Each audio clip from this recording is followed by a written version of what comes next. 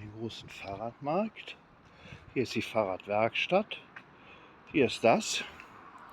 Hier ist M-Haus bei Willi und Pascal. Und ganz toll ist Radrennen. Köln-Longerich, Gino, Volksbank, ja, Stadt Köln-Betriebe. Ist auch ein total Sozialbetrieb hier. Haben sehr viele Fahrräder.